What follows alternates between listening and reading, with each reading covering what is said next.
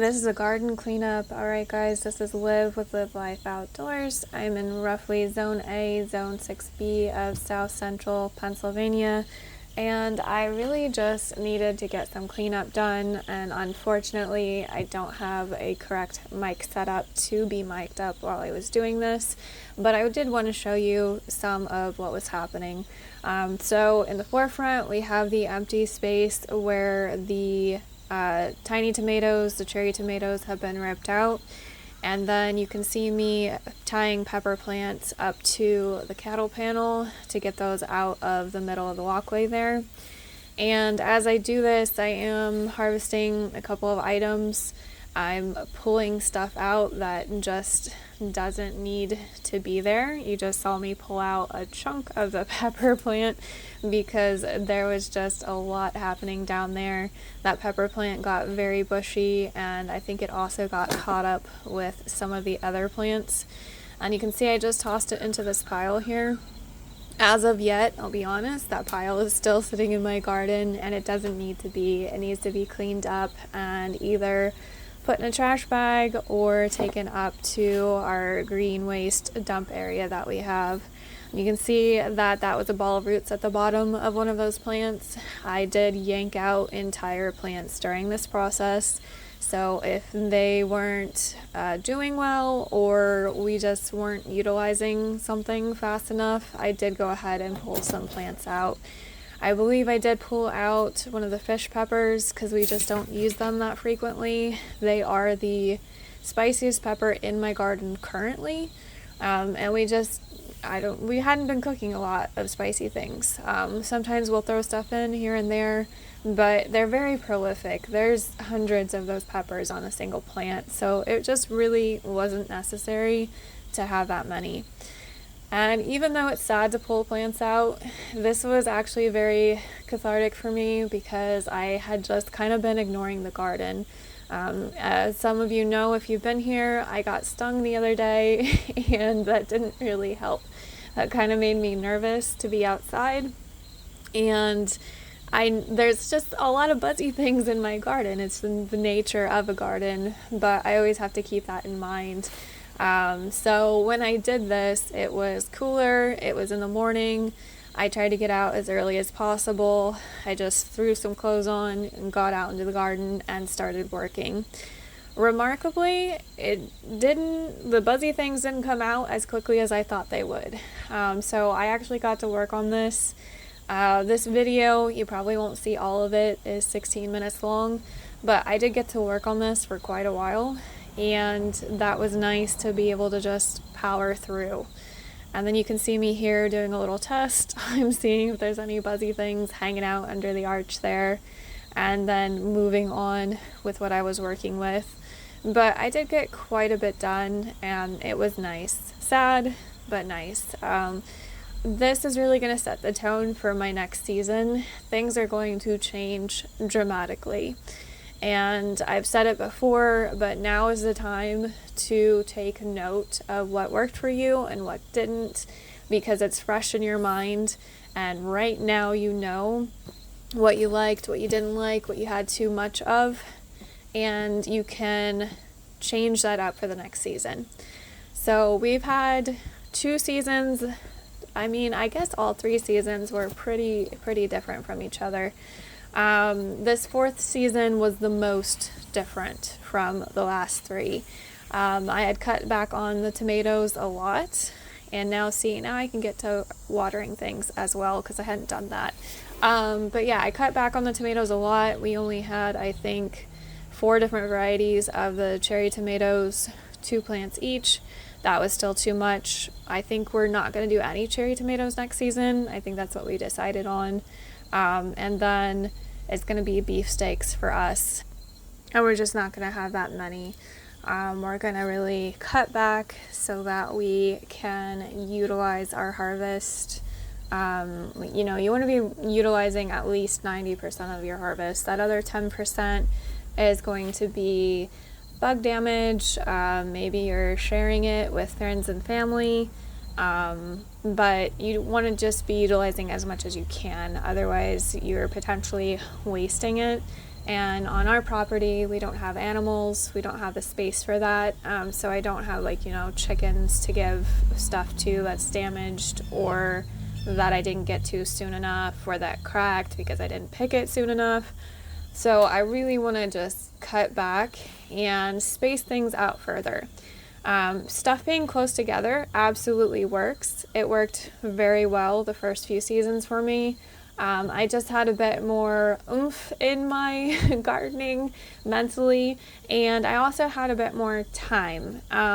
This season I have shifted business gears and I've been working on things behind the scenes, and I really have put a lot of effort into that. And that takes away from the time that I have available for the garden, because while I can get up early in the morning and do stuff in the evening after work, it's not really conducive for like a whole garden, like a garden rip out, clean up, whatever. Those types of things, they take a big chunk of time. So it's nice to have just a weekend day to do that, and I've had less weekend time. So I also want to keep that in mind. I do plan to keep putting time into the business, and that does look like using my weekend hours. So I want to make sure that the garden isn't suffering again next season, and that I can adequately maintain it.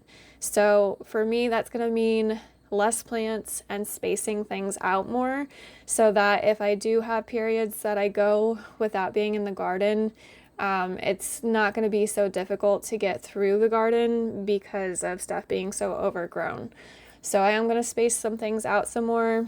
I'm also going to, I think, do less on the peppers, especially the spicier peppers. We do like spicy food, but we just don't seem to utilize them that often. So I'll probably pick a couple mid-range things. And I'm debating on my sweet peppers. So the side that I'm working on right now, you saw I just pulled some tomatoes from over there. That is where I keep my sweet peppers, because that is the shadier part of the garden, so I don't run into the sun scald as much. But I really just struggled with my peppers this season. We got off to the really rainy start. There was a lot of bug damage, and the earwigs just put holes in nearly all of my peppers. They haven't been as bad this year as last year, but they are definitely an issue. So I am thinking of two things. One, cutting back on how many. I think I'll be sad if I don't have at least a couple sweet pepper plants. But I think next season I am taking all of this straw off. It is prime real estate for the slugs and the earwigs, and I think I'm going to do a living mulch. I want to leave it on over the winter because I need something over the beds. That way the soil is protected from erosion and from becoming hydrophobic in lulls in the precipitation, and it also prevents the weed seed from landing and taking place. So a lot of changes there for the tomatoes and the peppers, but also not having so many plants, even though I'm going to space them out, leaves room for more of other things. So I definitely want to do more zucchini next time and do better at succession sowing, because we really do use zucchini in like all of our meals. So that's something that I want to have an abundance of. And then also, it'd be great to make sure that we do have the beans. Like, I started beans on time this season, but they got the mosaic virus. And so we've gotten a handful at the end of the season, but want to make sure I'm giving space to those again. I did pretty well with that this time. And then having the living mulch will be nice. So I'll pull the straw off and do a living mulch, which will be things like lettuces and leafy greens. That's what I did my first year, and it was great because it's just bonus food, and it does all the things that I just said. Prevents the soil from being hydrophobic, prevents weed seeds from taking place, and then that's also kind of giving they can be used as trap crops a little bit too. They're not all going to be trap crops. Not all the bugs are going to be more interested in them than other things, but that's a potential use for them as well. I'm also going to have more amaranth in the garden because that is a great trap crop for me, which is the purple stuff behind me. So I'm going to spread that out some more. And I actually do end up chopping off some of the amaranth and tossing it into this other bed here.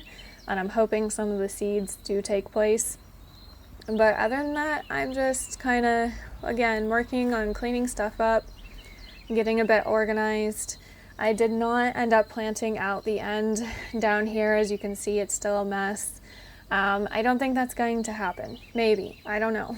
I have a very, very short window now. Today when I'm recording this, hopefully you'll see this the same day or a few days after. It is September 21st. That is only roughly 3 weeks. Let's see. I'm going to look at my calendar right now as I'm recording. That's roughly 3.5 weeks before my estimated first frost. I do want to take advantage of the fact that the weather has been strange, and last season we went a very long time before the first frost actually happened. So I don't want to miss out on that opportunity. So I think what I'm going to do is I'll start some stuff inside, because I did try to start a section of the garden with some fall stuff over on the other side of the property. But as many of you may have seen, that just didn't pan out. Nothing germinated. The birds were scratching at stuff, and the soil, the top layer, just kept drying out too quickly, even with watering daily. So I think I'm going to start some stuff in a tray, move stuff out, and we'll just see. Might not come to anything, but it's worth the challenge. And I also want to grow stuff inside during the winter, so I'm going to give that shot as well.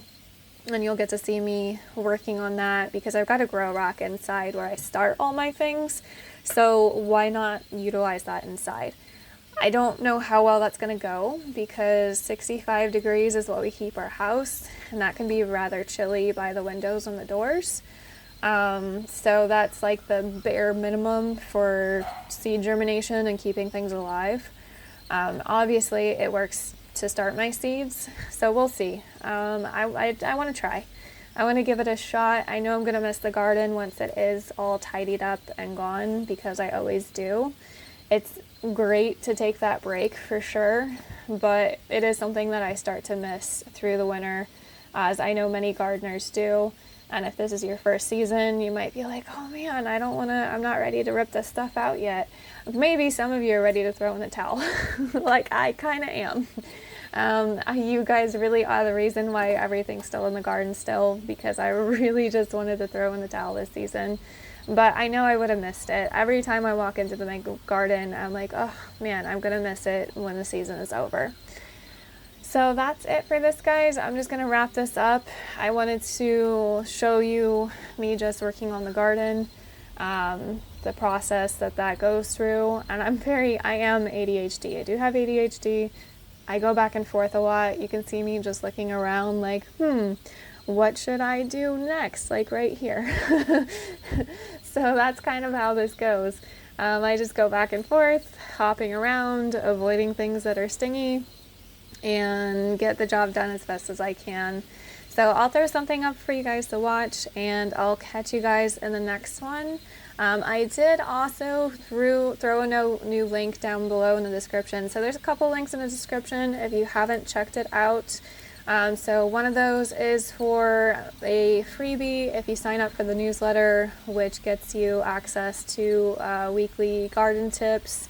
I'm not always on top of the Adventure Fridays, but that's something I try to do as well in case you're into like the outdoor adventure type thing. There is also a Etsy link in there, because I do random stuff like crafty stuff on the side it's like garden themed, outdoor themed. So if you're a crafty person, the Facebook group is in there as well if you want to join other garden peeps out there. And then there's a link for garden courses if you're interested in that. The new link that I'm going to drop in there is for, it's like a YouTube tip thing. So I am looking to improve my videos for you guys. It's just kind of slow going. Because I'm not monetized. This is something I do on the side. I have a full-time job. I've got bills like you do. But yeah, it's just like a little tip fund if you want to donate to the channel. And that is going to go specifically to the channel for upgrades for a proper tripod and mic set. things that just allow me to make my videos better for you guys and a bit more interactive, because I know some of you really like to see what I'm doing and me doing it versus me behind the camera. So that's in there. If you want to do that, if you just want to hang out, watch videos, that's awesome too. Love that you're here. And don't forget to hit subscribe so that you get notifications. And I will see you guys in the next one.